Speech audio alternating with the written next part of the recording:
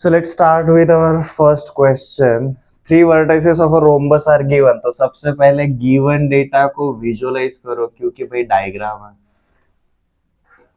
Rhombus कैसा रहता है भाई? काजू कतली के जैसा रहता है, सीधी बात.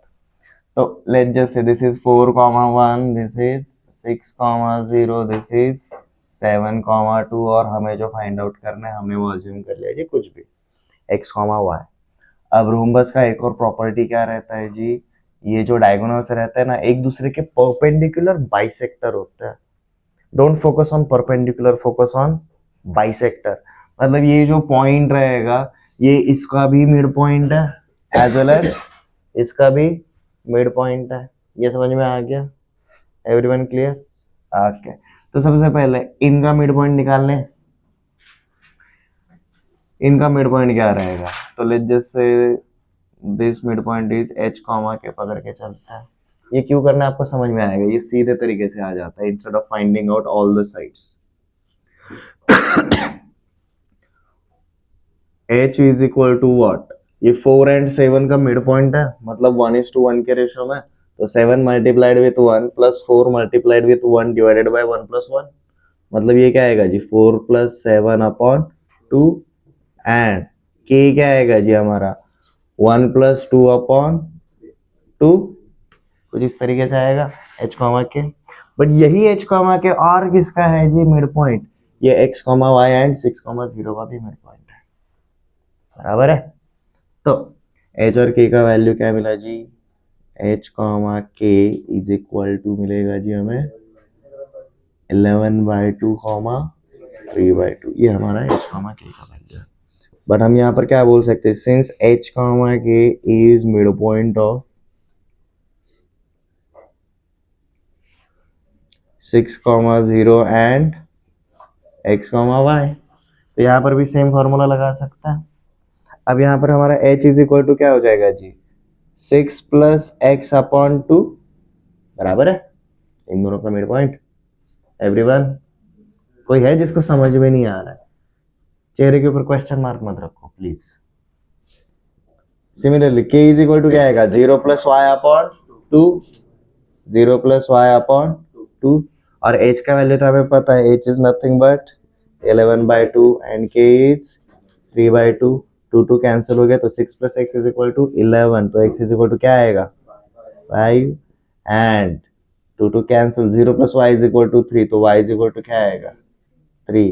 तो हमारा फोर्थ वर्टेक्स क्या रहेगा 5,3. 5,3. कौन कौन है जो डिस्टेंस फॉर्मूले से गया है? Very good.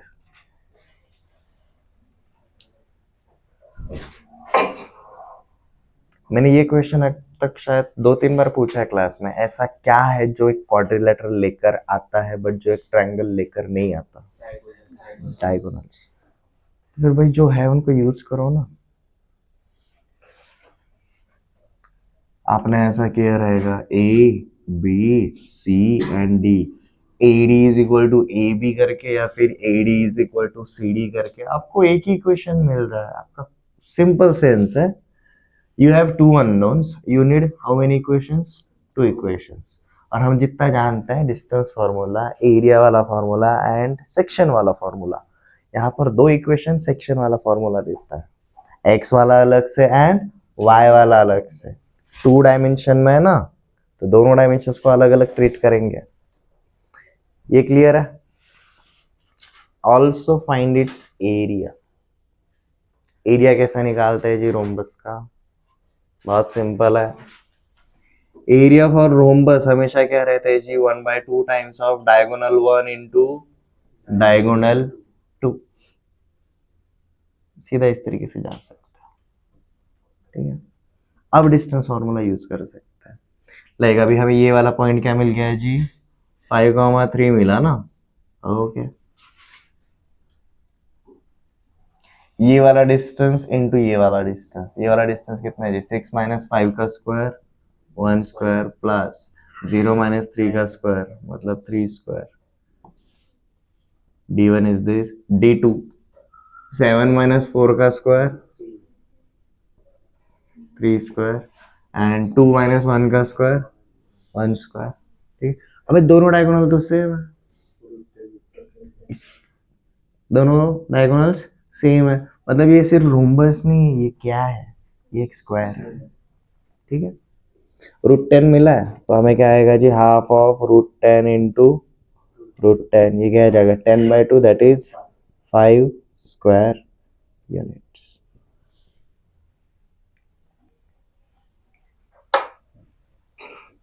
आई होप आपको सेकंड वाला हार्ड नहीं जाएगा। सेम फिनोमेना, पैरेललोग्राम के जो डायगोनल्स होते हैं वो एक दूसरे को बाइसेक्ट करते हैं, रोम्बस के परपेंडिकुलर बाइसेक्टर, बट पैरेललोग्राम के ओनली बाइसेक्टर।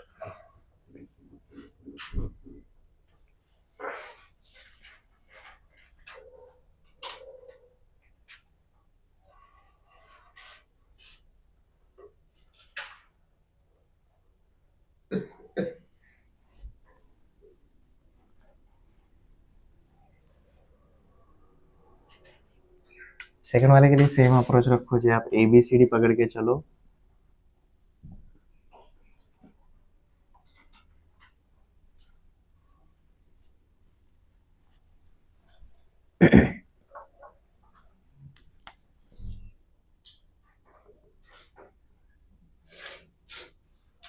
क्वेश्चन 2 के लिए अगेन हमें पैरेललोग्राम ही चाहिए ना, आगे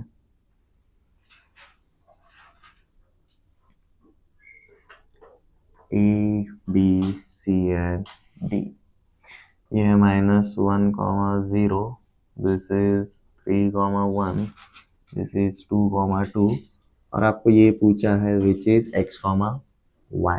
अब हम क्या जानते हैं जी, ये जो डायगोनल AC रहेगा और ये जो डायगोनल BD रहेगा, इनका इंटरसेक्शन पॉइंट लेंथ जिससे हम पकड़ के चलते हैं M। तो ये जो M रहेगा ये AC का भी बाइसेक्टर रहता है एज वेल एज BD का भी बाइसेक्टर रहता है, मतलब अगेन 1:1 जो रोम्बस के लिए किया था 4th वर्टेक्स तक, same formula same approach. A और C की मदद से किसके कोऑर्डिनेट्स निकालोगे, M के निकालोगे, एंड B और M की मदद से अब आप D के निकालोगे। और ये क्यों कर पा रहे हैं, क्योंकि all these 3 points are collinear.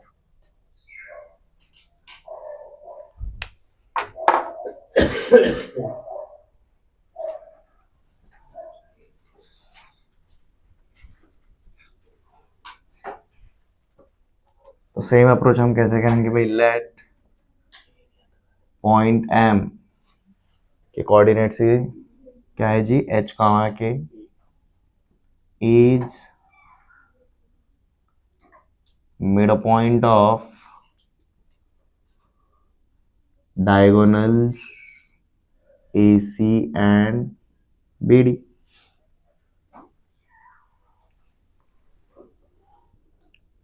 तो शुरुआत हम किससे करेंगे जी, हम शुरुआत करेंगे भी डायगोनल AC से शुरुआत करेंगे, क्योंकि A और C के कोऑर्डिनेट्स हमें पता है। तो यहाँ पर M के कोऑर्डिनेट्स क्या बनेंगे जी, X कोऑर्डिनेट्स का एडिशन अपॉन 2। देखो अब मिड पॉइंट के लिए आपको ये mx2 plus nx1 upon m plus n इस टाइप का फॉर्मूला याद रखने की जरूरत नहीं है। मिड पॉइंट मतलब क्या रहता है, सीधा दोनों का एडिशन डिवाइडेड बाय 2। ठीक है, तो -1 + 2 अपॉन 2, 0 + 2 अपॉन 2, ये सीधा क्या बन जाता है जी, हमारे m के कोऑर्डिनेट्स। तो m क्या मिलता है जी, 1/2, 1, ये मिलेगा। अब यही पॉइंट है और किसके लिए मिड पॉइंट रहेगा जी, डायगोनल BD के लिए। अब हम घुसेंगे जी डायगोनल BD वाले पार्ट में। Again B, M and D ये तीनों कोलिनियर है, तो सेक्शन फॉर्मूला लग सकता है, बाइसेक्ट करता है, तो 1:1। तो अगेन हम क्या बोल सकते हैं जी, M के जो कोऑर्डिनेट्स रहेंगे, लाइक M को हम क्या बोल सकते हैं जी, M is nothing but x + 3 upon 2, y + 1 upon 2। ठीक है, बट हमारा m क्या है, m इज नथिंग बट 1/2, 1, यही है। तो सीधा कंपेयर कर सकते हैं, तो इसका मतलब क्या रहेगा, x+3/2 is equal to 1/2 and y+1/2 is equal to 1। ये 2 cancel, x+3 is equal to 1, तो x का वैल्यू क्या मिलेगा, -2। ये 2 उधर जाएगा तो 2, y+1 इज इक्वल टू 2, तो y का वैल्यू क्या मिलेगा, +1। इसके लिए भी एरिया का सेम फॉर्मूला है, half of diagonal 1 into diagonal 2, अगर पूछा गया तो। नेक्स्ट, अब देखो नेक्स्ट क्वाड्रिलेटरल नहीं, नेक्स्ट अपना ट्राइंगल है। और क्या पूछा है, लेंथ पूछा है तो डिस्टेंस फॉर्मूला है, मीडियन पूछा है तो हमें पता है क्या करना है। मीडियन क्या रहता है, किसी भी एक ट्राइंगल के अंदर एक पॉइंट से या फिर एक वर्टेक्स से अपोजिट साइड के मिड पॉइंट के ऊपर जो लाइन डाला जाता है उसको बुलाया जाता है जी मीडियन।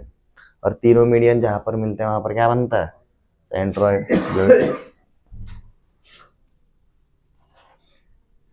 जब भी कोऑर्डिनेट सिस्टम या फिर 2D 3D वाले क्वेश्चंस रहते हैं, गिवन डेटा को डायग्राम के रिस्पेक्ट में रखा करो भाई, विजुअलाइज करना इजी हो जाता है, फॉर्मूला ढूंढने के चक्कर में नहीं पड़ सकते हो।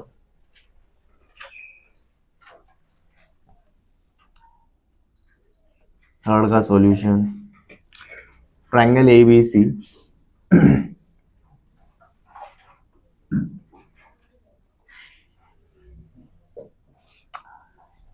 A is -1, 3, B is 1, -1 and C is 5, 1।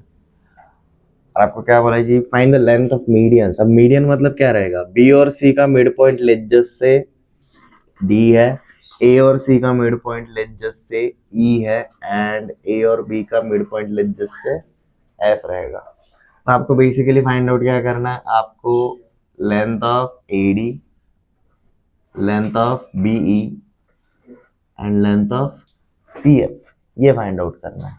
अब ध्यान कैसे रखना है, these two sides are same, these two sides are same and these two parts are same। ठीक है, अब ये मिड पॉइंट्स है, D is mid point of BC निकाल सकते हैं, E is mid point of AC निकाल सकते हैं, F is mid point of AB। ये तीनों पॉइंट्स मिल गए। अब जैसे ही D मिल गया, A पता है, D पता है, x1 y1 पता है, x2 y2 पता है, डिस्टेंस फॉर्मूला लगा सकते हो। AD के लिए भी वही करना है, CF के लिए भी वही करना है और BE के लिए भी वही करना है। चलो करो क्विकली। सबसे पहले निकाल लेते हैं एक एक point. D is mid point of BC, तो उसके अकॉर्डिंग हमारा D क्या बन जाएगा, तो D हमारा बन जाता है G एडिशन अपॉन 2, 1 + 5/2 -1 + 1/2, तो D क्या मिला जी, 6/2, 3 एंड ये 0, सो पॉइंट इज 3, 0। अब next, E is mid point of AC, तो हमारा पॉइंट E क्या बनेगा जी, एडिशन अपॉन 2, तो लाइक -1 + 5/2 3 + 1/2, ये क्या बनता है, -1 + 5 + 4/2 2, 3 + 1 4/2 2। ठीक है, F इज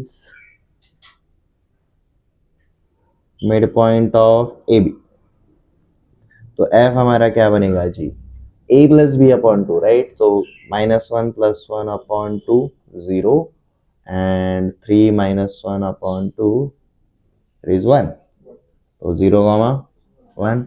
तो जो आपको मिल चुका है वो एक बार नोट कर लो, ये 3, 0 मिल गया, ये 2, 2 मिल गया और ये 0, 1 मिल गया।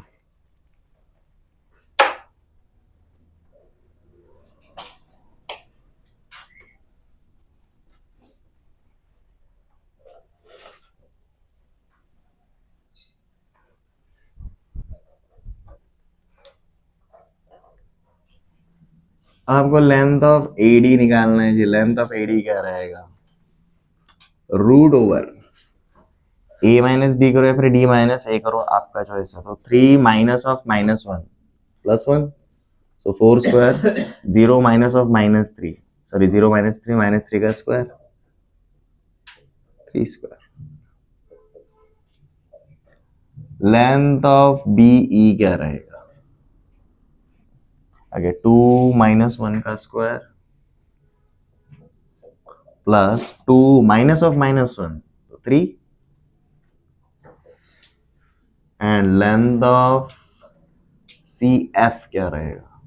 रूट ओवर 5 माइनस 0 का स्क्वायर प्लस 1 माइनस 1 का स्क्वायर। तो ये 4 स्क्वायर प्लस 3 स्क्वायर, ये 1 स्क्वायर प्लस 3 स्क्वायर,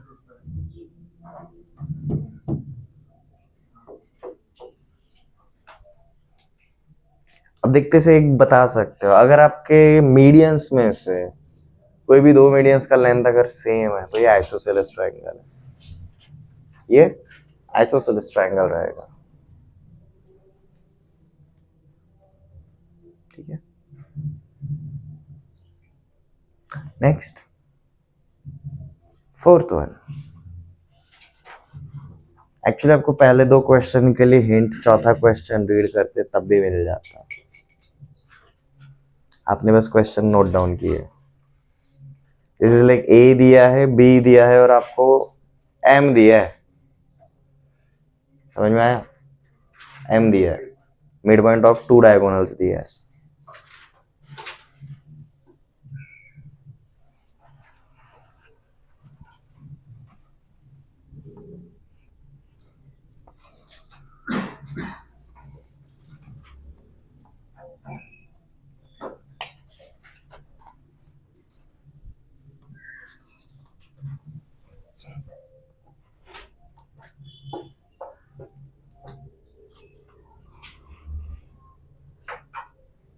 तो सबसे पहले गिवन डेटा ढंग से लिख लेते हैं। Parallelogram, right? तो पैरेललोग्राम 3,2 -1, 0 एंड आपको ये वाला पार्ट दिया हुआ है, ये वाला पॉइंट दिया है, दिस इज 2, -5। तो let's just say this point is A, ये है B, ये है C और ये है D। ठीक है, अब यहां पर आपको क्या करना है जी, C एंड D के पहले अज्यूम करके चलो क्या पकड़ना है, C को H, K पकड़ लेता है, इसको क्या पकड़ना है, P, Q पकड़ लेता है, कुछ भी पकड़ सकते हो, और चॉइस। ठीक है, अब आपको कितने अननोन फाइंड आउट करने हैं? 4, 2 पॉइंट्स करने हैं, 4 अननोन। ठीक है, तो आपको कितने इक्वेशंस चाहिए रहेंगे? सीधी बात 4। ठीक है, आपको 2 इक्वेशंस यहाँ से आराम से मिल जाएंगे। Since this is mid point वाला तरीका है, सीधा जा सकते हो, सबसे सस्ता वाला तरीका। दूसरा वाला लंबा खींच के AD is equal to BC रहेगा, AB is equal to DC रहेगा, वैसे भी जा सकते हो, पर डायगोनल्स का हेल्प लेने से बहुत फायदा होता है। ठीक है, तो सीधा हम मिड पॉइंट थ्योरम यूज करके चलेंगे। लास्ट क्वेश्चन के जैसा ही, M is midpoint of AC and BD। तो सबसे पहले डायगोनल AC में घूमेंगे, तो डायगोनल AC के अंदर क्या रहेगा, तो M के कोऑर्डिनेट्स क्या होने चाहिए जी, AC के हिसाब से जो हमने AC अज्यूम किया है 3 + H/2, 2 + K/2, ये होने चाहिए। बट M के कोऑर्डिनेट्स है क्या, 2, -5, तो सीधा हम इनको कंपेयर कर सकते हैं। तो क्या मिलेगा हमें, 3 + H/2 is equal to 2 and 2 + K/2 is equal to -5। देखो आपको H एंड K का वैल्यू मिल जाता है। अब डिस्टेंस फॉर्मूला क्यों यूज नहीं करते पता है, वहां पर x और y साथ में आ जाता है, ऊपर से स्क्वायर में आता है, वी डोंट वांट दैट। यहां से रहेंगे आगे टू टू जा 4, 3 plus H is equal to 4, इसका मतलब क्या रहेगा, एच इज इक्वल टू 1, सबको यही मिला। यहाँ पर ये -10 हो जाएगा, 2 प्लस के इज इक्वल टू -10, तो के इज इक्वल टू क्या रहेगा आपका, के इज इक्वल टू -12 रहेगा। आपको एच कॉमा के मिल गया, 1 कॉमा -12। नेक्स्ट सेम थिंग, अब हम डायगोनल एसी की जगह अब आएंगे डायगोनल बीडी के अंदर। सेम थिंग, एम के कोऑर्डिनेट्स क्या रहेंगे according to BD, p -1 upon 2 comma q plus 0 upon 2, but m है क्या 2 कॉमा -5, सीधा कंपेयर कर सकते हैं। p -1 upon 2 is equal to 2 and q upon 2 is equal to -5, 2 to the 4, p -1 is equal to 4, तो p is equal to मिलेगा 5 and q is equal to -10, ये क्या मिलेगा जी 5 कॉमा -10, ठीक है। अब एरिया पूछा जाता तो डायगोनल के हिसाब से जा सकते थे अगर पूछते तो।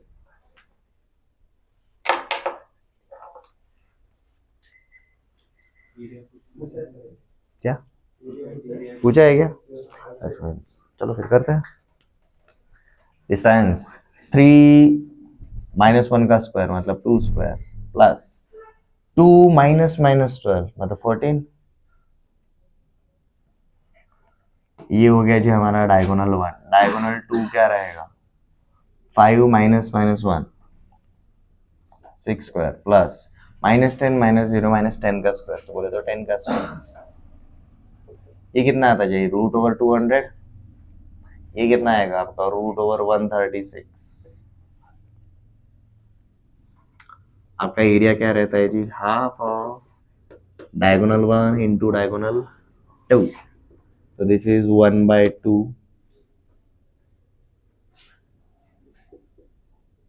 200 को 10√2 लिख सकते हैं, हाँ जी रख सकते हैं, क्यों नहीं रख सकते। 136 4 से डिवाइड होता है, कितना आता है 34, तो ये 2√34 आ जाएगा, 2 2 कैंसर,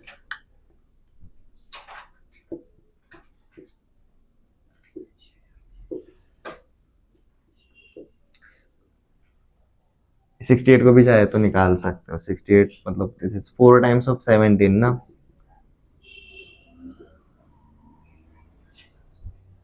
अब √17 मतलब 4 से हल्का सा बड़ा रहेगा, मतलब 20 into something greater than 4, like around 80 something आएगा आंसर।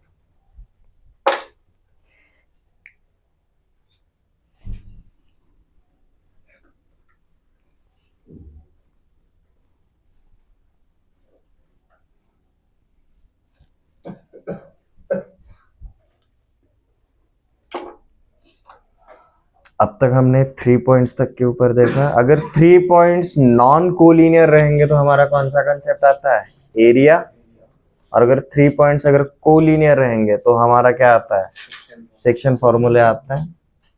डिपेंडिंग ऑन हमें जो फाइंड आउट करना है वो इंटरनल रहेगा तो इंटरनल सेक्शन, एक्सटर्नली रहेगा तो एक्सटर्नल सेक्शन रहेगा। बट 3 पॉइंट्स अगर नॉन कोलिनियर रहते तो हमारा एक शेप बनता है विच इज ट्राइंगल, और ट्राइंगल जब भी आएगा तो हमारा triangle and its properties open हो जाता है। तो उसके कुछ ऑब्जर्वेशंस एक बार लिख लेते हैं, हमें ट्राइंगल के ऊपर क्या क्या पूछा जा सकता है in such text. So centroid in center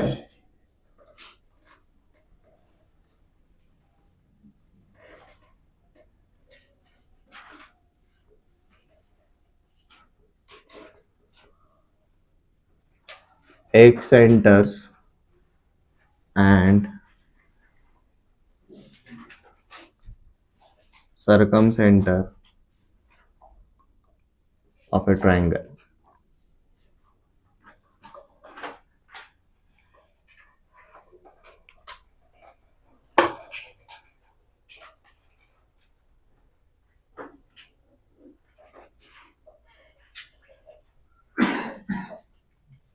तो हम एक ही ट्रायंगल पकड़ के चलेंगे और हमारा जो गिवन डेटा रहेगा उसके हिसाब से हम सारी की सारी चीजों को फाइंड आउट करेंगे।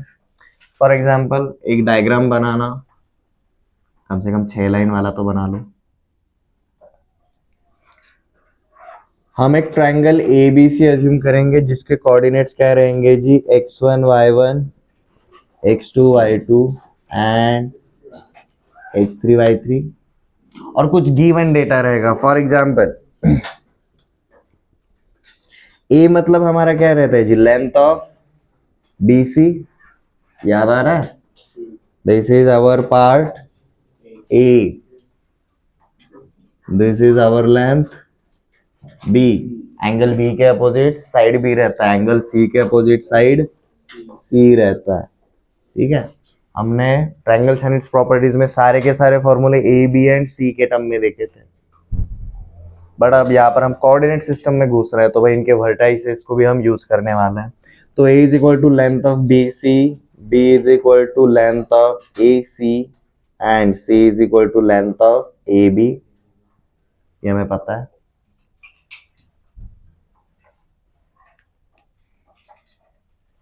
और एक ऐसे निकालने बताने की जरूरत नहीं है, सीधा डिस्टेंस फार्मूला से निकाल सकते हो।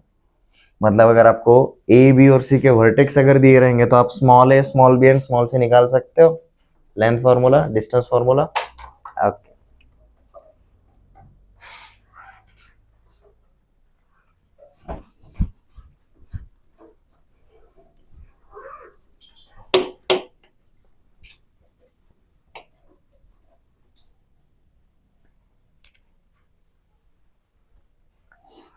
So let's start with centroid. अब इनका मैं एक्सप्लेनेशन देते हुए नहीं बैठूंगा, मतलब लिखवाऊंगा नहीं, बट मैं समझा दूंगा वो आता कैसा है।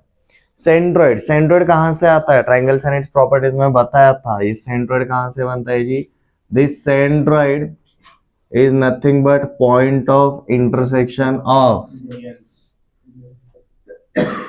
मीडियंस होता है। और मीडियन मतलब क्या रहता है भाई, अगर मेरा पॉइंट ए रहेगा उसके अपोजिट साइड इज BC, तो BC के मिड पॉइंट के साथ जब मैं A को कनेक्ट करूंगा तो वो मीडियन बन जाता है। और ऐसे सारे मीडियंस का जो पॉइंट ऑफ इंटरसेक्शन रहता है it is called as centroid. ठीक है, तो सेंट्रोइड के लिए हमारा सीधा फॉर्मूला रहता है जी,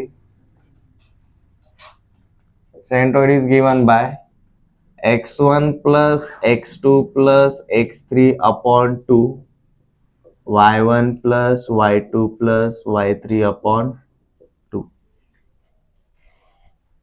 ये लिखवाया था क्या ट्रायंगल्स एंड इट्स प्रॉपर्टीज में, उसका पूरा का पूरा एक्सप्लेनेशन, चाहे तो अभी तो रिकैप करवाऊं क्या, आई डोंट माइंड, रिकैप करवाता हूँ, कोई प्रॉब्लम नहीं।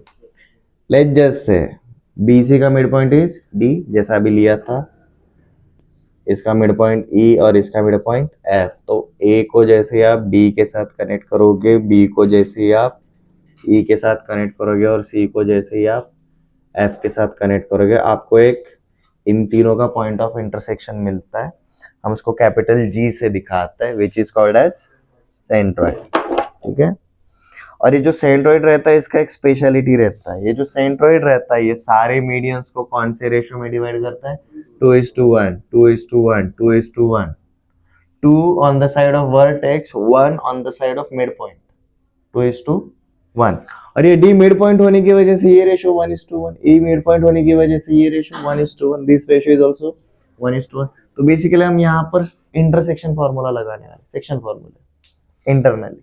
ठीक है, तो क्या होगा, x2 और x3 का मिड पॉइंट D है, तो ये देखो ये क्या बन जाता है आपका, x2 plus x3 upon 2, comma y2 plus y3 upon 2, ये D के कोऑर्डिनेट्स हो जाता है। अब यहाँ पर क्या होगा, देखो ये 2:1 के रिस्पेक्ट में जा रहा है, G पॉइंट इंटरनली कर रहा है, तो क्या होगा, ये 2 D वाले के साथ मल्टीप्लाई होगा और ये 1 A वाले के साथ मल्टीप्लाई होगा। 1 जब A वाले के साथ मल्टीप्लाई होगा तो क्या होगा, 1 into x1 that is this। अब 2 into x2 plus x3 upon 2, तो 2 और 2 कैंसिल हो जाएंगे, तो यहाँ पर क्या बचेगा, सिर्फ आपका x2 plus x3, but divided by m plus n होता है, तो दैट इज 3। जैसा x के लिए आया वैसे ही सिमिलरली हमारा y के लिए आता है। ये क्लियर है एवरीवन, एवरीवन? ओके सॉरी,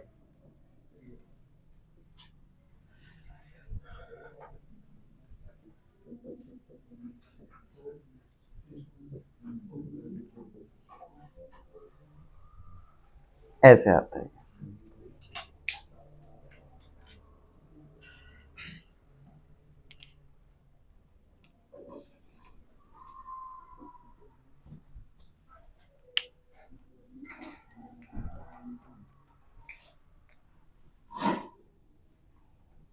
अब हमारा इन सेंटर मतलब क्या रहता है जी?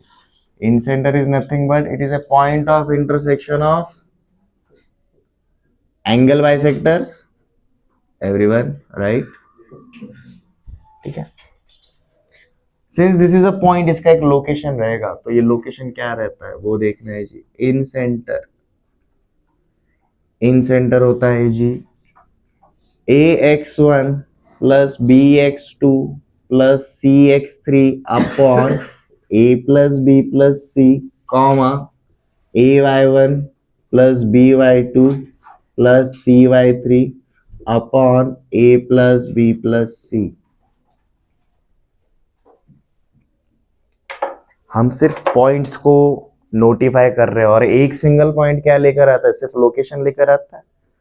तो जब भी इन पॉइंट्स के बारे में पूछा जाएगा तो सिर्फ इनका लोकेशन ही पूछा जाता है। एक ट्रायंगल के लिए सेंट्रोइड एक होता है, एक ट्रायंगल के लिए इन सेंटर भी एक ही होता है, एक ट्रायंगल के लिए सरकम सेंटर भी एक ही होता है, बट एक ट्रायंगल के लिए एक सेंटर्स कितने होते हैं? 3 होते हैं, 3 होते हैं।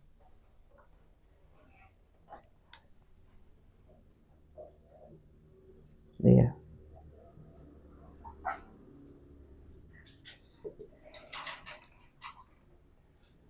तो एक सेंटर्स को हम E1, E2 या फिर E3 ऐसा करके बता सकते हैं, या फिर I1, I2, I3 करके भी बता सकते हो, योर चॉइस। अब ये E1 मतलब कौन से एंगल के अपोजिट में रहेगा? Angle A. ये E2 मतलब एंगल बी के अपोजिट में रहेगा, और ये E3 मतलब अपोजिट टू एंगल सी। ठीक है, तो अपोजिट टू एंगल ए अगर जा रहा है तो इन सेंटर वाले ही फॉर्मूले में सिर्फ ए वाला पार्ट नेगेटिव करने का। समझ में आया? फॉर्मूला देखना, तो ये क्या बनेगा मेरा? Minus of ax1 plus bx2 plus cx3 upon minus A plus B plus C, and यहाँ पर minus of ay1 plus by2 plus cy3 upon minus A plus B plus C. तो जैसे एंगल ए के opposite में जा रहे थे तो हमने सिर्फ साइड ए वाला पार्ट नेगेटिव में किया for incentre. Angle B के लिए क्या होगा? सिर्फ बी वाला पार्ट नेगेटिव होगा। तो ये रहेगा जी हमारा ax1 minus bx2 plus cx3 upon a minus b plus c, comma ay1 minus by2 plus cy3 upon a minus b plus c। ये रहेगा एक centre opposite to angle B and एक centre opposite to angle C। ax1 plus bx2 minus cx3 upon a plus b minus c, comma ay1 plus by2 minus cy3 upon a plus b minus c।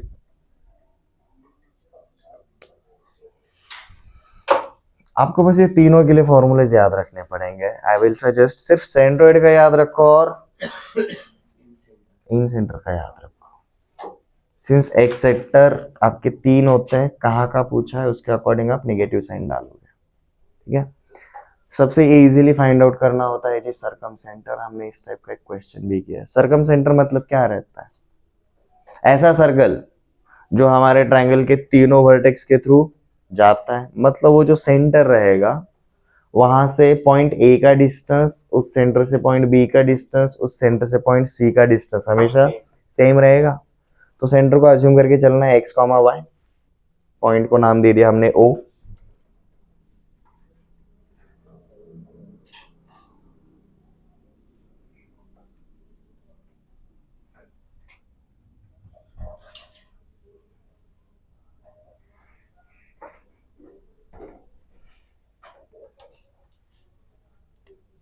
अब देखो circum centre के लिए आपको कुछ नहीं करना है। सर्कम सेंटर के लिए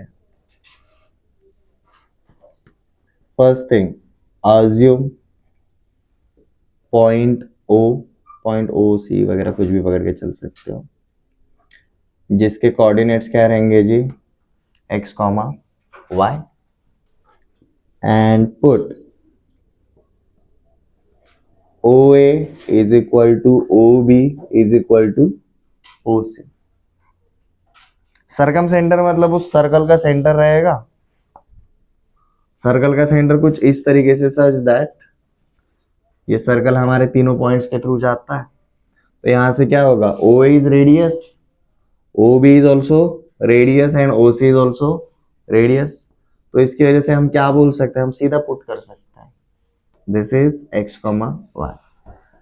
OB से एक डिस्टेंस फॉर्मूला मिलेगा, OC से एक मिलेगा, OA से एक मिलेगा। हमें तीन डिस्टेंस फॉर्मूले की वजह से कितने इक्वेशंस मिलते हैं, 3 इक्वेशंस मिलते हैं। यहाँ पर इक्वालिटी किसी भी दो को कंपेयर कर दो, आपको 3 जोड़ियां मिलेंगी, राइट। 3C2, तीनों में से कोई भी 2 चूज करना। 3C2 कितना रहता है, सिलेक्शन 3 होता है, but how many unknowns do we have, 2। तो 3 में से कोई भी 2 इक्वेशंस यूज करने, आप सीधा जा सकते हो जी सर्कम सेंटर। तो इनके लिए फॉर्मूला है, सर्कम सेंटर के लिए सीधा डिस्टेंस फॉर्मूला रहेगा। क्लियर है। इसका क्वेश्चन किया है, देखना नोट्स में, एक ही किया है बट किया है।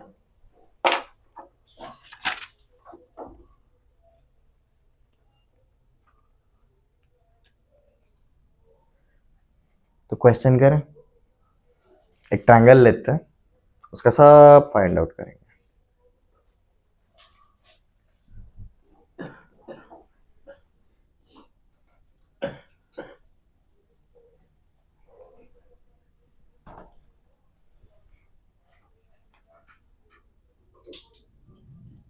Find everything, everything मतलब ऊपर वाला part, not everything, for triangle ABC when point A is 0,6, point B is 8,12 and point C is 8,0।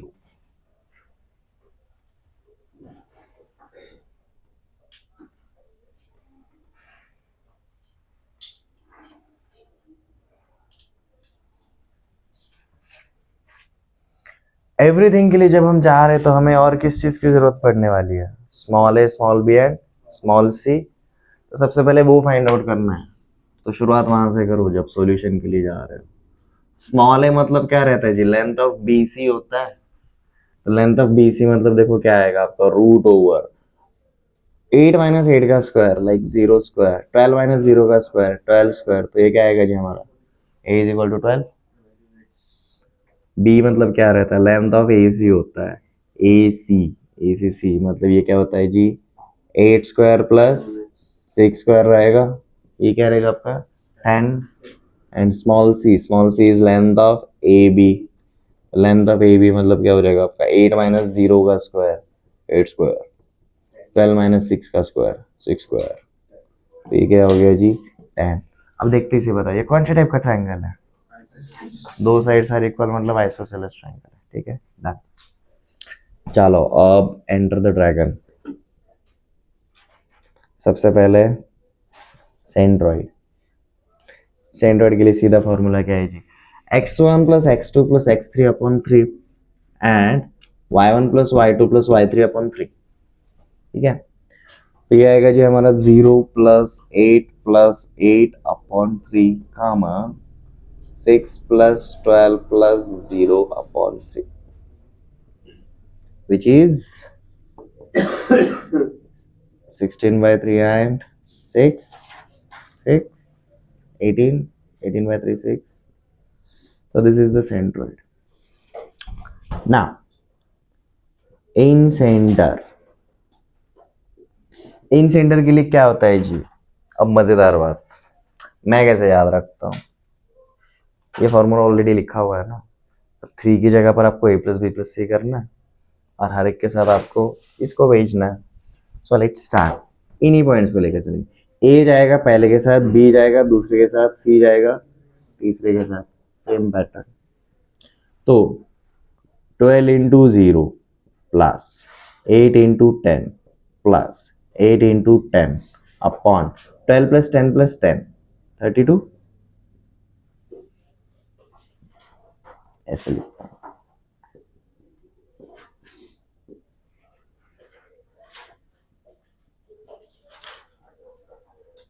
Comma next 12 multiplied with 6 plus 10 multiplied with 12 plus 10 multiplied with 0 upon 12 plus 10 plus 10 कितना आएगा जी? ये तो 0 आएगा। ये 80 plus 80 160 upon 32, ये 5 जाता है। Okay, divide होता है परफेक्ट। 12 6 72, 72 प्लस 120 192 192 अपॉन 32, ये भी जाता है।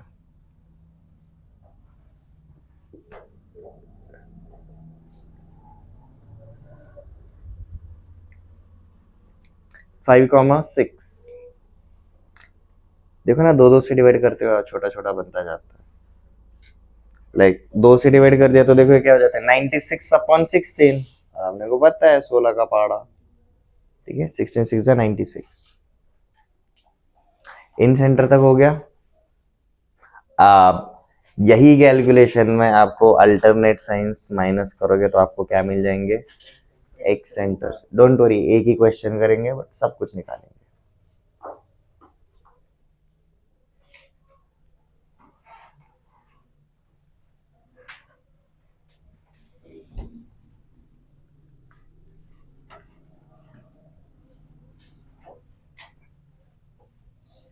तो इसी को यूज करेंगे, ठीक है।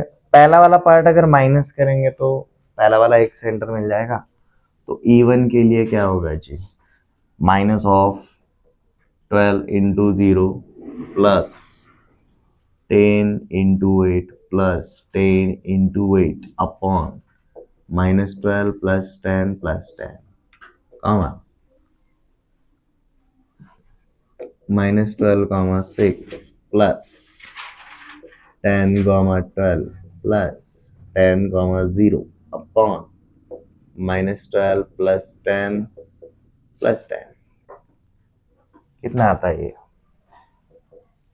ये तो 0 हो गया।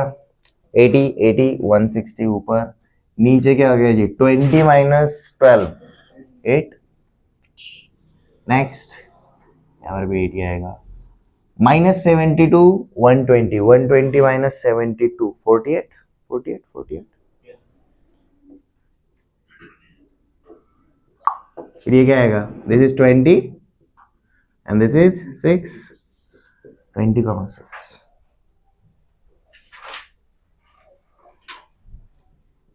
E2। अब E2 में यही कैलकुलेशन में क्या होगा? अब सिर्फ दूसरा वाला जो पार्ट है ना वो नेगेटिव साइन के साथ आएगा, बाकी सब same.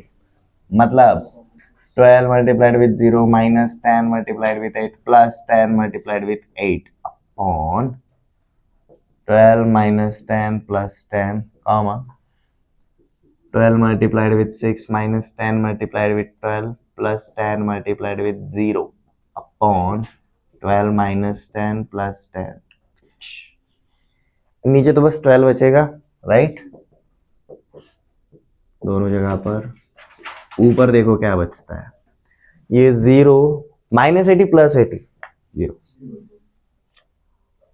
72 minus 120 minus 48।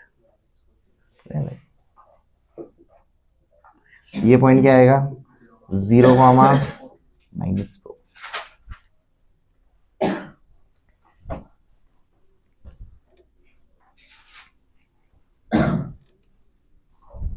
X centre 3।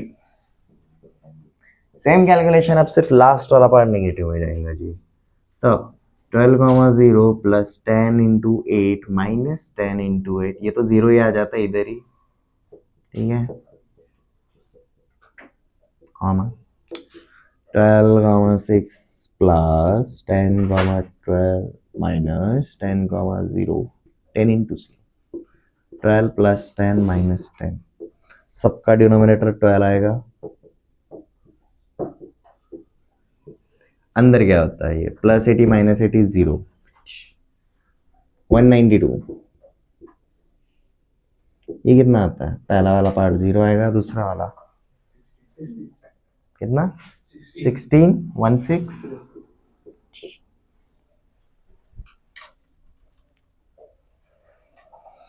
And finally सरकम centre के लिए फॉर्मूला है नहीं आपको सीधा डिस्टेंस फॉर्मूला लगाना पड़ता है. तो अज्यूम ये LHS हो गया.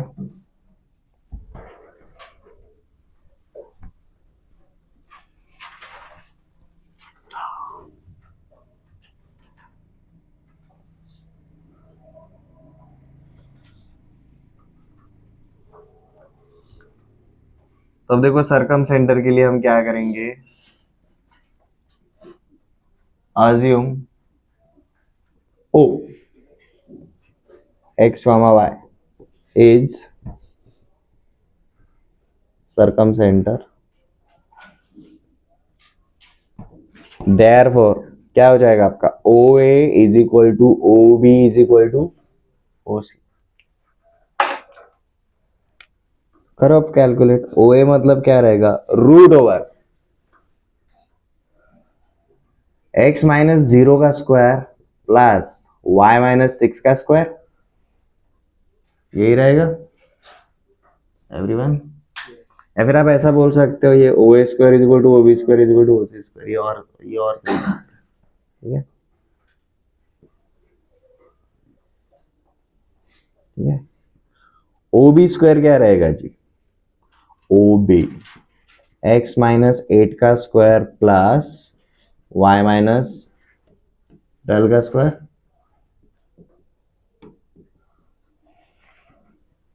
OC स्क्वायर क्या रहेगा जी x - 8 का स्क्वायर प्लस y स्क्वायर.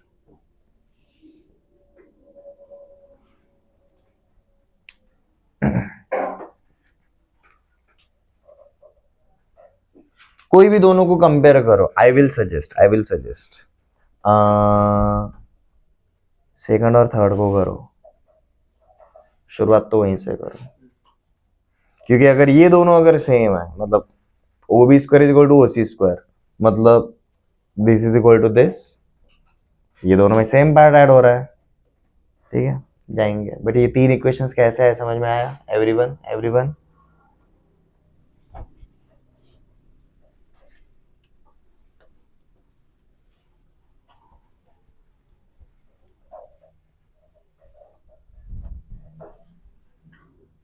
आप 1 = 2 करके एक इक्वेशन निकाल सकते हो. 2 = 3 बोल के एक इक्वेशन निकाल सकते हो एंड 1 = 3 बोल के एक इक्वेशन निकाल सकते हो. ये तीनों में से कोई भी दो इक्वेशंस निकाल लो. ठीक है.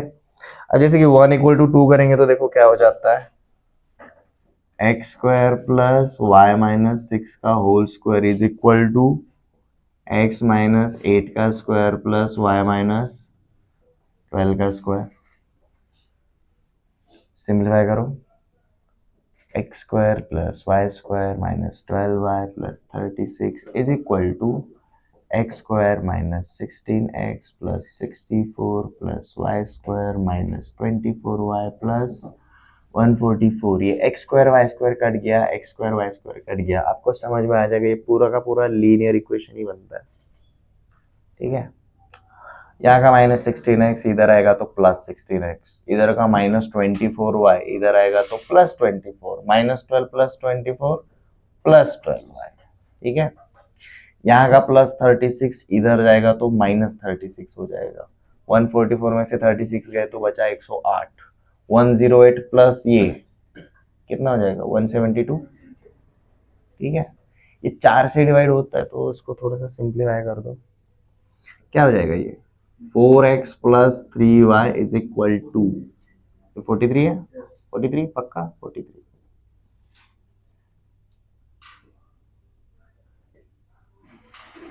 दिस इज इक्वेशन 4, ठीक है। 2 इज इक्वल टू 3 अगर करते हैं तो देखो क्या होता है।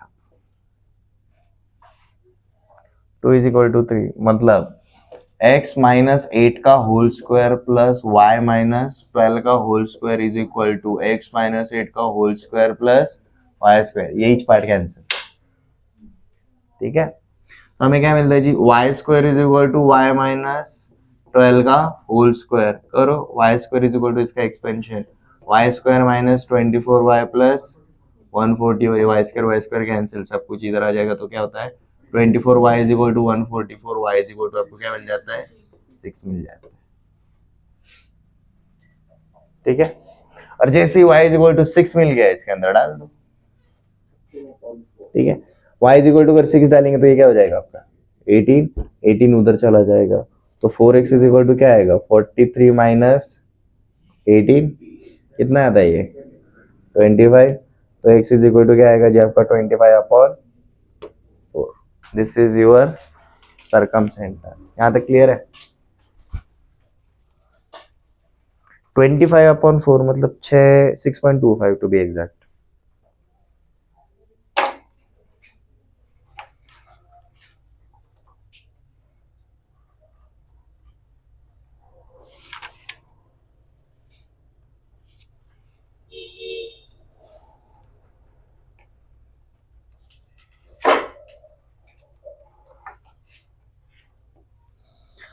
यहां तक किसी को कोई डाउट? 3 पॉइंट्स से रिलेटेड, 3 पॉइंट से ज्यादा भी अगर कुछ आता है लाइक 4 पॉइंट्स, क्वाड्रिलेटरल और एनीथिंग, पॉलीगॉन किसी भी टाइप का, हम उसको छोटे से छोटा पार्ट किस में कन्वर्ट करते हैं जी, ट्रायंगल के अंदर कन्वर्ट करते हैं। और ट्रायंगल के बारे में जो भी पूछा जा सकता है वो हमने देख लिया, कैलकुलेट करना आता है। यहाँ तक किसी को कोई doubt? Shall we move on to our next concept. अब तक हमने जो देखा है वो कुछ भी नया नहीं था। अब तक कोऑर्डिनेट सिस्टम में हमने जो भी देखा है, बिफोर 10th वाले कुछ पार्ट थे, हमें सिर्फ फॉर्मूले पता थे बट उनका डेरिवेशन शायद नहीं पता था, पहले हुआ रहेगा नहीं हुआ रहेगा। यहाँ तक अब तक सब कुछ रिकैप हो चुका है, लाइक 10वीं के पहले हमने देखा है इस हिसाब से, और कुछ न्यू चैप्टर्स का। अब जो हम कंसेप्ट शुरू करने वाले हैं, this is totally brand new, ठीक है। तो अब तक अगर ध्यान नहीं दिया रहेगा तो भी चल जाता है, बट प्लीज यहां से आगे डोंट मिस।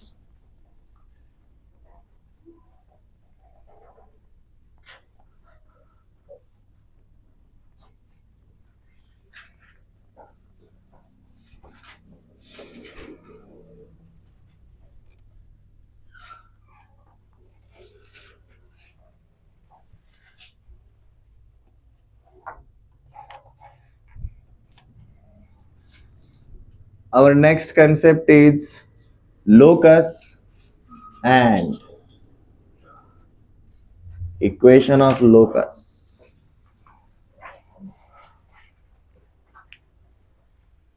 ठीक है, इक्वेशन क्या है वो पता है हमें, ठीक है। साइन ऑफ इक्वालिटी आता है तो वो अपने आप क्या बन जाता है, इक्वेशन बन जाता है। बट ये लोकस क्या है वो सबसे पहले पता होना चाहिए।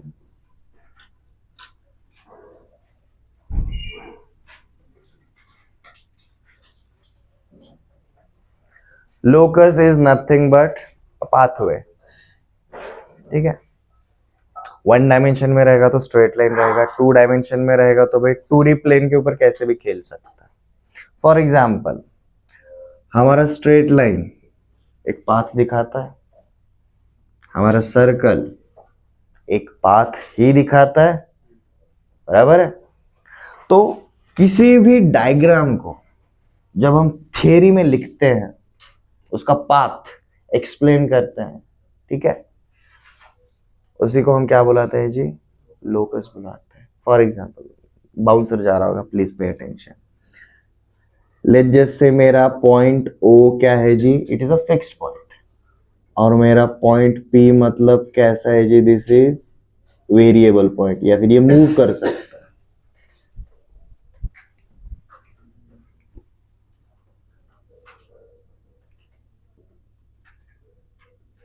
ठीक है, इसको इस एग्जाम्पल के ऊपर समझना। Point O is fixed point and point P is moving point. मैंने कुछ एक्स्ट्रा पार्ट लिए क्या, मैंने सिर्फ पॉइंट्स उठाए। कितने पॉइंट्स उठाए, 2 पॉइंट्स उठाए, ठीक है। अब मैं सर्कल को डिफाइन कैसे करूंगा जी, वो देखो आप। सर्कल इज अ लोकस, मतलब path. Circle is a path of a moving point P such that its distance from fixed point O is always constant.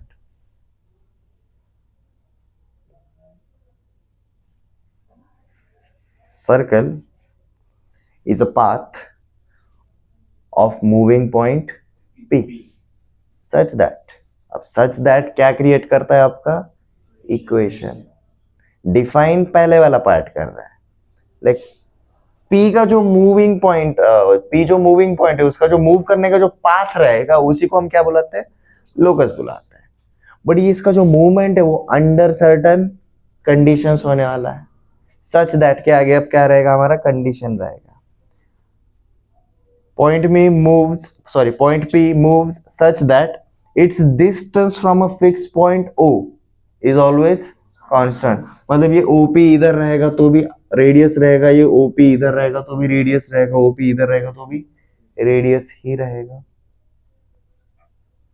ये समझ में आया हम किस तरीके से डिफाइन करते हैं। And this is the main reason हम कोऑर्डिनेट सिस्टम में पॉइंट से आगे ज्यादा गए नहीं थे बिफोर 10th। ये अब जो भी आएंगे हमारे शेप्स आने वाला है, मे बी क्लोज शेप या फिर ओपन शेप रहेंगे, बट जो भी शेप्स रहेंगे वो क्या रहेंगे, actually pathway of a moving point. तो लोकस को अगर अंडरस्टैंड करना है हम सीधा क्या बोलेंगे जी, locus is nothing but pathway of a moving point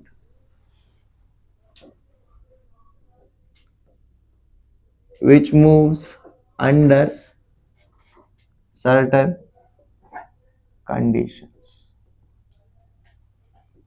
अगर लोकस का अगर टोटली रफ आइडिया लेना है तो सिंगल स्टेटमेंट में यही है। Locus is what, it is a pathway of a moving point which moves under certain conditions. Condition अगर नहीं दिए रहेंगे तो वो लोकस नहीं रहेगा, हो ही नहीं सकता है। कुछ तो कंडीशंस होने चाहिए, कुछ तो रेस्ट्रिक्शन होना चाहिए। तो सबसे पहले हेडिंग डालो locus and equation of locus. उसमें सबसे पहले हम अंडरस्टैंड करेंगे जी what is locus.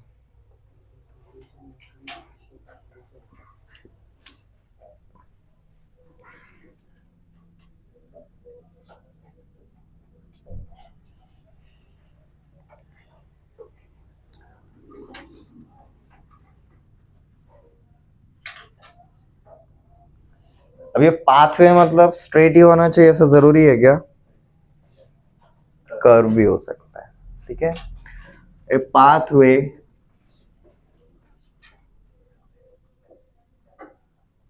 of a moving point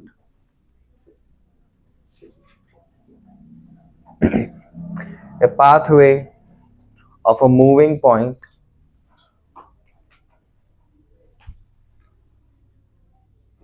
जैसे हम उसको क्या पकड़ के चलेंगे, P which moves under certain conditions। And तक दिखाई दे रहा है क्या,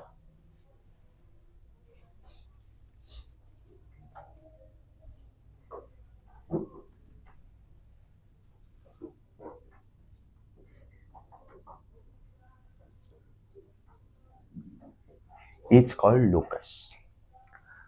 तो लोकस मतलब क्या रहता है, लोकस मतलब बस यही रहता है, पहला वाला लाइन याद रख सकते हो। Locus is what, it is a pathway of a moving point.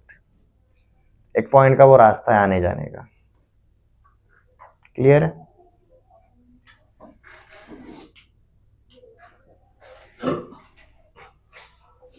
अब एग्जाम्पल के लिए हम किसको डिफाइन करेंगे जी, सर्कल को करेंगे। सेम स्टेटमेंट में, सेम थियरी में, ठीक है। सर्कल, सर्कल को हम कैसे डिफाइन करेंगे, circle is a path of point P. अब बोलने की जरूरत नहीं मूविंग पॉइंट पे, ठीक है, बार बार वही है, a path of point P such that its distance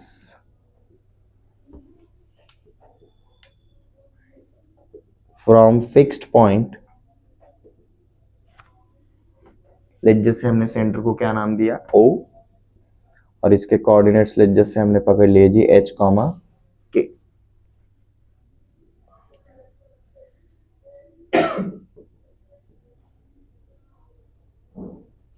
is always constant. अब ये जो कांस्टेंट डिस्टेंस रहेगा वो बेसिकली क्या रहेगा जी, हमारा रेडियस रहेगा। यहाँ पर ये जो फिक्स पॉइंट रहेगा ये एक्चुअली हमारा क्या रहेगा जी, सेंटर रहेगा। और एक सर्कल हमेशा क्या लेकर आता है, एक सेंटर लेकर आता है और एक रेडियस लेकर आता है, उसके अलावा और कुछ लेकर आता है क्या, नहीं। उसके ऊपर और कुछ मतलब पेरीमीटर एरिया वो तो रेडियस के ऊपर डिपेंड करता है, तो इनिशियली यही चीजें लेकर आता है।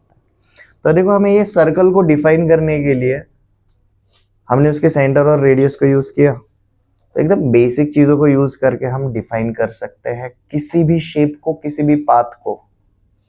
ये समझ में आया?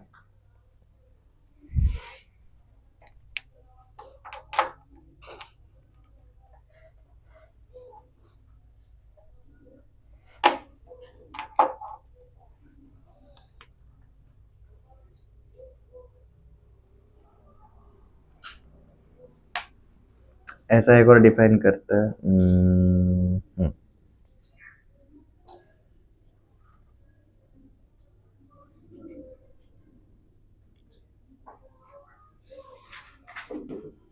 Perpendicular bisector. पता है ना परपेंडिकुलर बाइसेक्टर किसका रहता है, साइड का रहता है, एंगल का रहता है, साइड का रहेगा, बेसिकली लाइन सेगमेंट का रहेगा।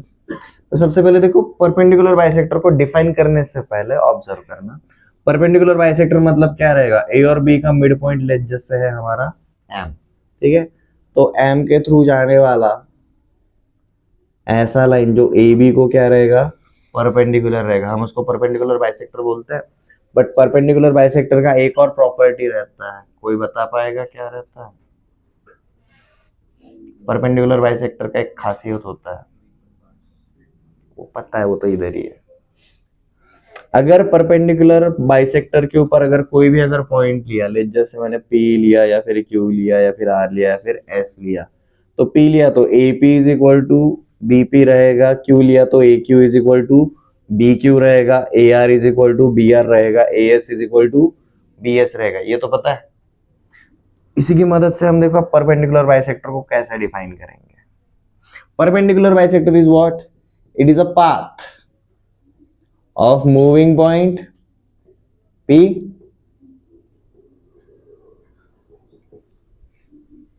such that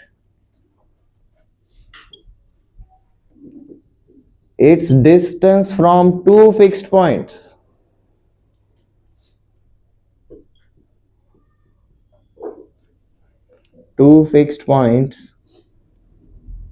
A and B is always equal।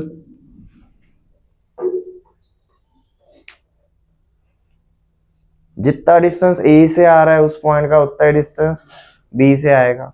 जब ये रहेगा तो उस लोकस को हम क्या बुलाएंगे जी, परपेंडिकुलर बाइसेक्टर। तो बेसिकली जो शेप्स हम बचपन में जस्ट फॉर फन ड्रॉ करते थे, अब उसको एक टेक्निकल नाम लेकर देख आ रहे हो। इसका फायदा क्या रहता है, ये डिफाइन करने की वजह से हम क्या क्रिएट कर सकते हैं, equation of locus. Equation of locus कैसे कर सकते हैं वो भी देखेंगे, आपको एक आइडिया आ जाएगा। ये जो एग्जांपल्स हमने देखे ना, इन्हीं को यूज कर लेंगे। बट कैसे, इक्वेशन बनाने के लिए हमारा जो मूविंग पॉइंट रहता है उसको हम क्या अज्यूम करके चलेंगे जी, x, y। Since it is a moving point, वो वेरिएबल की तरह एक्ट करेगा, ठीक है, वो कांस्टेंट की तरह एक्ट नहीं करेगा, ठीक है। तो हमने जिस तरीके से अभी डिफाइन किया है, इन्हीं के ऊपर अब हम देखेंगे जी इक्वेशन ऑफ लोकस कैसे बनाते हैं। बट आगे जाने से पहले लोकस क्या है समझ में आ गया, locus is what, first line, बस it's a pathway of moving point, ठीक है। नेक्स्ट वाले पार्ट के ऊपर चलते हैं। लोकस देख लिया, आप देखेंगे जी हम equation of locus.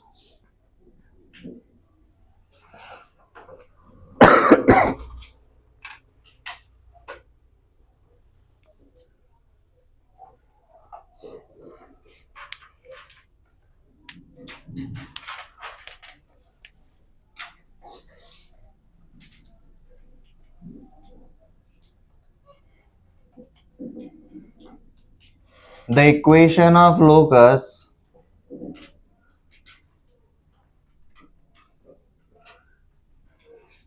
is the relation. The equation of locus is the relation which is satisfied by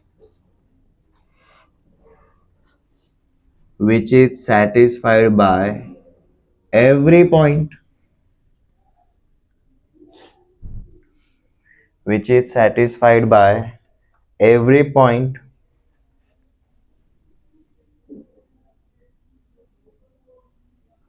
on the locus.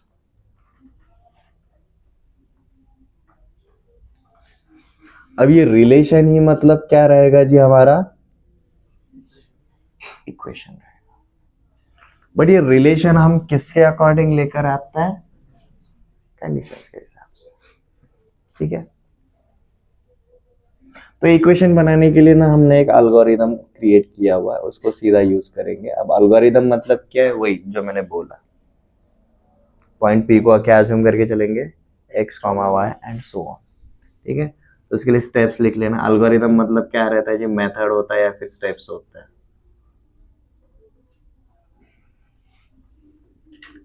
Number 1, assume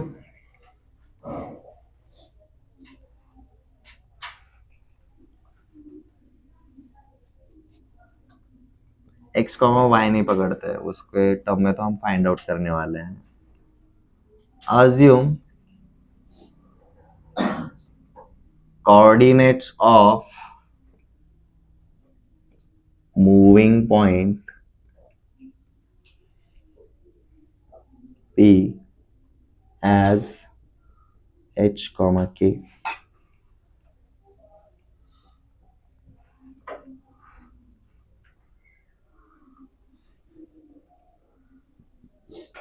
Number 2,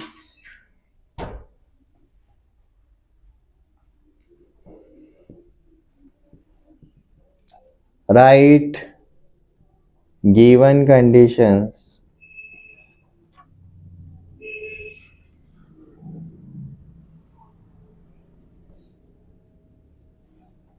in mathematical format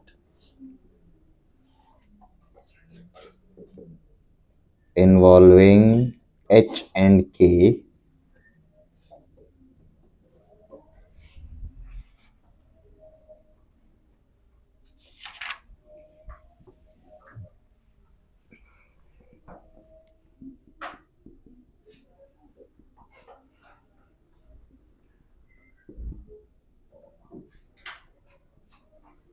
simplify it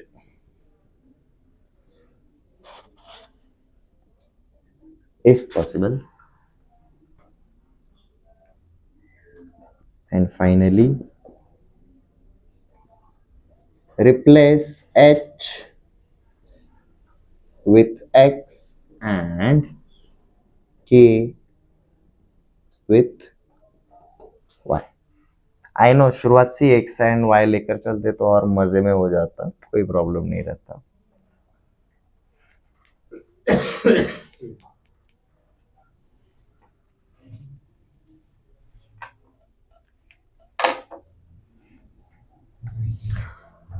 तो ये जो तरीका है वो आपके बोर्ड के एग्जाम्स के लिए सब्जेक्टिवली अगर जा रहे हो तो ठीक है. एमसीक्यूज में मतलब देखो ना, ये पहले और चौथे को अगर मिक्स करेंगे तो क्या बोल सकते हैं, assume coordinates of moving point P as x, y.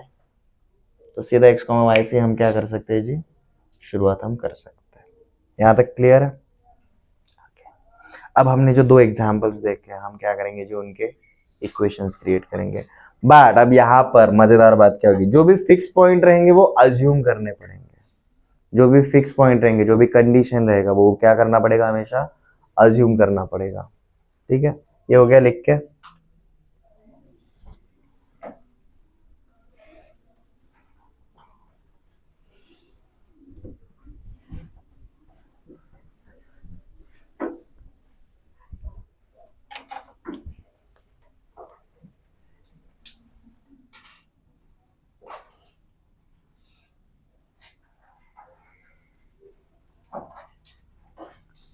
draw equation of locus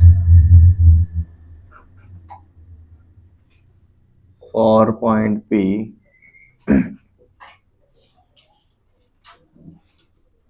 whose distance from point O, that is -2, 3, is always 8 units.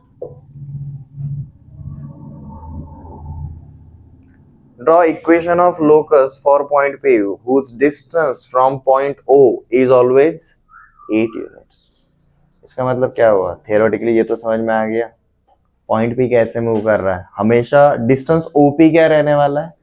8 units रहने वाला है। गिवन डेटा ये रहेगा, ठीक है। तो यहाँ पर हम क्या बोल सकते हैं जी, यहाँ पर हमारा फिक्स पॉइंट मतलब क्या रहेगा?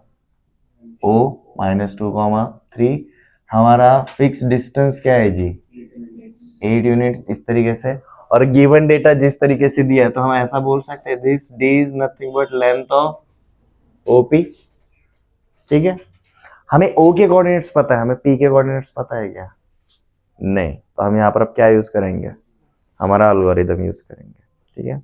h कॉमा के करो या फिर x कॉमा y करो, जो भी करोगे एट द एंड तो रिप्लेस ही करना है, ठीक है। तो लेट h कॉमा के, ये हमारा क्या दिखाता है जी? p दिखाता है, ठीक है। इज मूविंग पॉइंट, तो हमें क्या दिया है जी? Length of OP is equal to 8 units.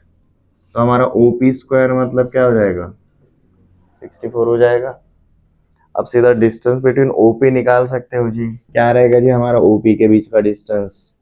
h -2 का स्क्वायर प्लस k -3 का स्क्वायर इज इक्वल टू 64।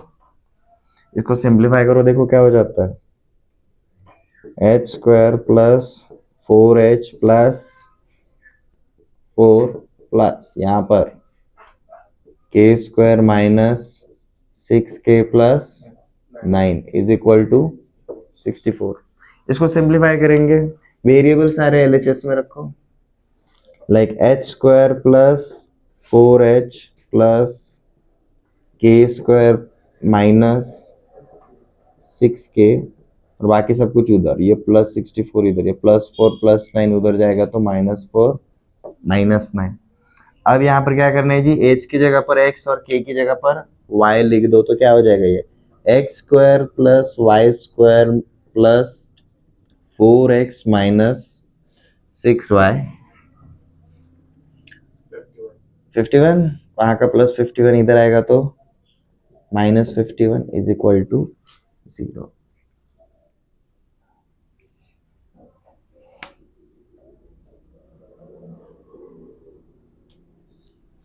ये हमें क्या मिला जी?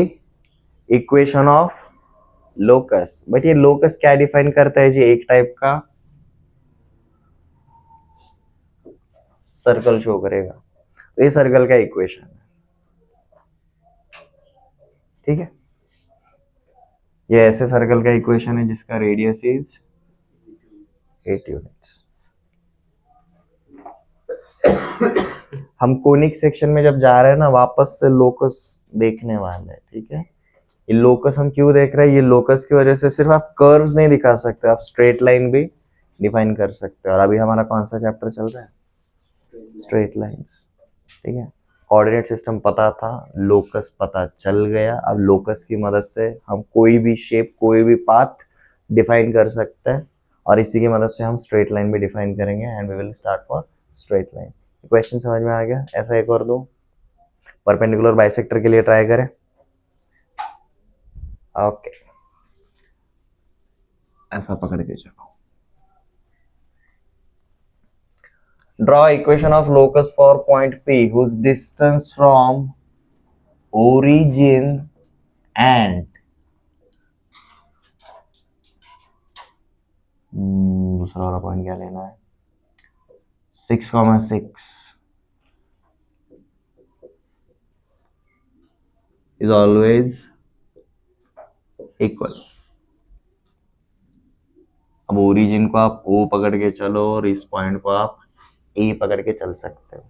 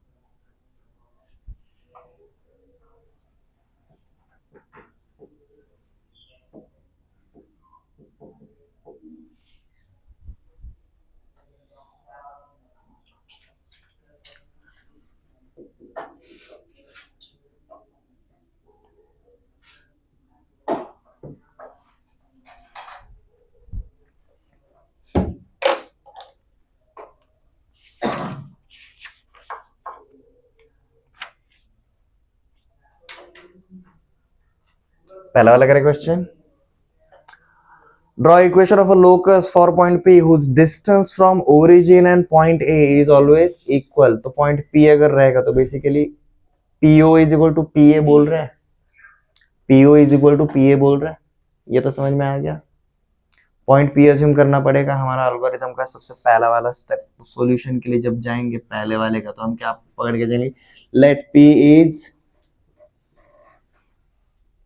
सीधा x कॉमा, एमसीक्यूज के हिसाब से, अदरवाइज आप h कॉमा के लिए भी जा सकते हैं सब्जेक्टिव, ठीक है।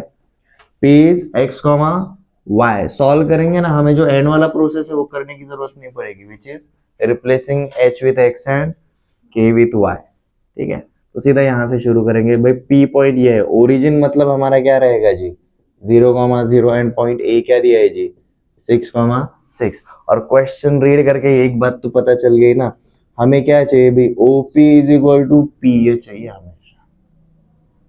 OP is equal to P। P किस तरीके से मूव कर रहा है, ओरिजिन से एंड पॉइंट A से उसका डिस्टेंस हमेशा क्या है, इक्वल है, सेम है। तो हम ऐसा बोल सकते हो भाई, since OP is equal to P है, ये क्या है जी हमारा अंडर सर्टन कंडीशन जो बोल रहे हैं ना वो ये है। थर्ड स्टेप जो, सॉरी सेकंड स्टेप जो बोला है ना कि उस रिलेशन को एक मैथमेटिकल फॉर्मेट में लिखना है, ये वही रहेगा, ठीक है। तो इसका मतलब क्या रहेगा, OP square is equal to PA square रहेगा। OP स्क्वायर क्या रहेगा जी आपका, x square plus Y square ही तो रहेगा, x माइनस 0 का whole square plus y minus 0 का होल स्क्वायर, यही तो OP रहेगा। PA क्या रहेगा, x माइनस 6 का whole square plus y minus 6 का होल स्क्वायर रहेगा। ये सेकंड स्टेप हो गया। पहला स्टेप अज्यूम कर लिया, सेकंड स्टेप मैथमेटिकल फॉर्मेट में डाला और शुरू किया। थर्ड स्टेप क्या है, सिंप्लीफाई इफ पॉसिबल। चलो करते हैं, x square plus Y square, यहां पर क्या बनेगा, x square minus 12x plus 36 plus Y square minus 12y plus 36, x square y square, x square y square expire हो गया, ठीक है। वहां का जो भी निगेटिव पार्ट है वो इधर लेकर आओ जी, 12x plus 12y is equal to 36 plus 36 72, 12 से डिवाइड कर सकते हैं, कर सकते हैं जी। तो क्या हो जाएगा, x plus y is equal to 6, खत्म। अब जरा प्लीज ध्यान देना, यहाँ पर ये जो भी इक्वेशन मिला इसका डिग्री क्या है, 1, और 1 डिग्री जब रहता है तो क्या रहता है, लीनियर इक्वेशन। मतलब ये क्या दिखाता है, एक स्ट्रेट लाइन दिखाएगा, स्ट्रेट लाइन दिखाएगा। जो प्रीवियस एग्जांपल था सर्कल का, सर्कल में देखो x का भी डिग्री 2 है और y का भी डिग्री 2 है। क्वाड्रेटिक इक्वेशन में क्या रहता था, सिर्फ y का डिग्री 1 रहता था, x का डिग्री 2 होता था, तो पैराबोला बनता था। x का भी डिग्री 2, y का भी डिग्री 2, अब सर्कल बनेगा। x का डिग्री 1, y का डिग्री 1, स्ट्रेट लाइन बनेगा। ठीक है। अब ये जो क्वेश्चन 2 है ना, ये एक्चुअली किसके लिए है जी, ये क्या डिफाइन करता है हमारा, एक परपेंडिकुलर बाइसेक्टर दिखाता है, ये लोकस। नेक्स्ट सेम तरीके से करना है। Find locus of point P whose sum of distance from this point and this point is always 6। ठीक है।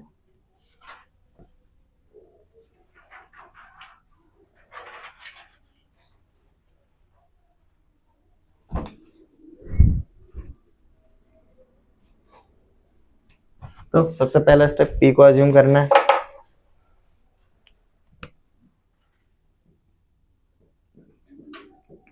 पॉइंट P क्या पकड़ लिया, x, y, और ये जो दो गिवन पॉइंट्स है जैसे पकड़ लेते हैं जी, A पॉइंट 0,2 है and point B is 0,-2। Given data, assumption सब कुछ हो गया। अब क्या बोला है, sum of distance from point A and point B is always 6। इसका मतलब क्या हुआ जी, PA plus PB is equal to always 6। ये हो गया। PA क्या रहेगा जी, PA रहेगा x स्क्वायर प्लस y-2 का होल स्क्वायर का स्क्वायर रूट, ये PA रहेगा, प्लस PB क्या रहेगा जी, x-0 का स्क्वायर प्लस y-2 मतलब y+2 का whole square is equal to क्या मिलेगा, 6।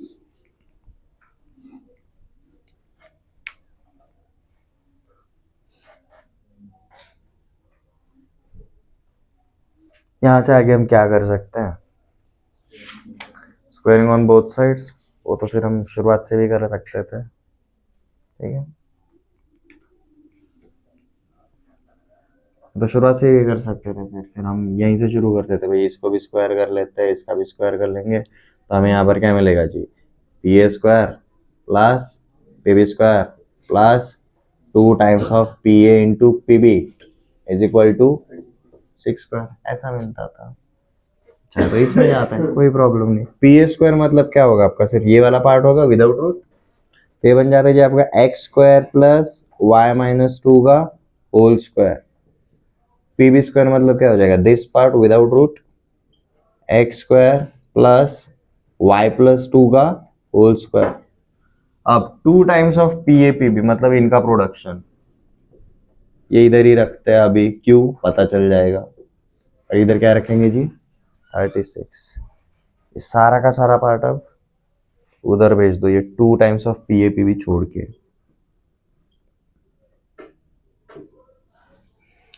अब देखो ये क्या हो जाएगा आपका, 36 minus x square plus x square, ये ऐसे रख दो,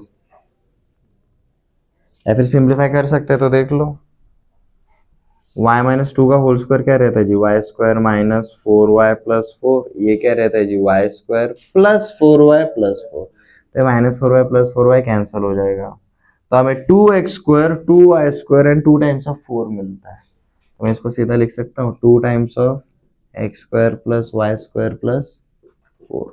फिलहाल के लिए कुछ कॉमन लेके कट सकता है क्या, यहाँ से 2 कटेगा, यहाँ से 2, और यहाँ पर क्या बचेगा, सिर्फ आपका 18 बचेगा सिंप्लीफाई करने के लिए। तो नाउ लेट्स स्टार्ट। P और PB का वैल्यू मल्टीप्लीकेशन में आएगा जी, रूट के अंदर PA into PB, x square plus y-2 का whole square multiplied with x square plus y+2 का whole square is equal to, यहां पर देखो क्या मिला जी, 18 minus x square plus y square plus 4। ये पी ए पी बी को आइसोलेट रखने के पीछे रीजन क्या है समझ में आ गया? ये स्क्वायर रूट जैसे हमने ऊपर स्क्वायर किया था, अब यहाँ पर वापस से क्या करना पड़ेगा? स्क्वायर करना पड़ेगा। Squaring on LHS and RHS।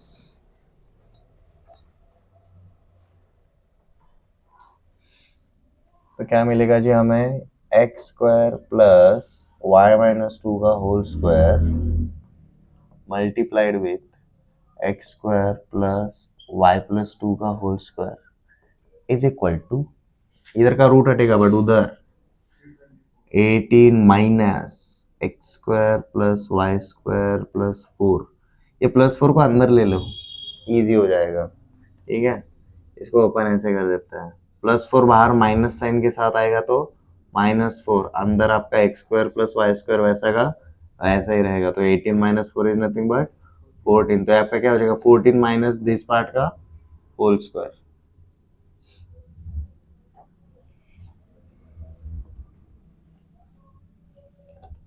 तो हो जाएगा आपका 196 minus 28 times of x square plus Y square plus x square plus Y square का whole square.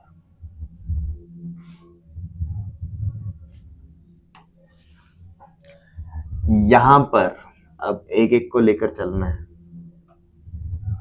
X square into x square, x square into this part, x square multiplied with y plus 2 का whole square plus x square with this part, x square multiplied with y minus 2 का whole square. Next y minus 2 का whole square into y plus 2 का whole square is like a plus b into a minus b, a square minus b square का whole square. ये क्या हो जाएगा जी हमारा? Y square minus 4 का whole square. कोई है जिसको ये पार्ट समझ में नहीं आया? नहीं आया? Okay, y plus 2 a plus b, y minus 2 a minus b, a plus b into a minus b, a square minus b square. But ये ए प्लस बी का whole square, a minus b का whole square, तो एक बार multiply हो रहा है क्या? नहीं, 2 बार हो रहा है। और 2 बार जब सेम नंबर मल्टीप्लाई होता है तो क्या होता है? स्क्वायर होता है। ठीक है, अब तीसरा step, simplify if possible. Possible है? हाँ जी है, क्यों नहीं है, जरूर होगा। चलो करते हैं। यहाँ पर एक्स स्क्वायर कॉमन लेकर ना इसके अंदर निपटा देते हैं। ठीक है, यहाँ पर एक्स टू द पावर 4 वैसा का वैसा, यहाँ से एक्स स्क्वायर अगर कॉमन ले लिया अंदर, ए प्लस बी का whole square plus a minus b का whole square plus 2ab minus 2ab cancel हो जाता है। आपका सिर्फ क्या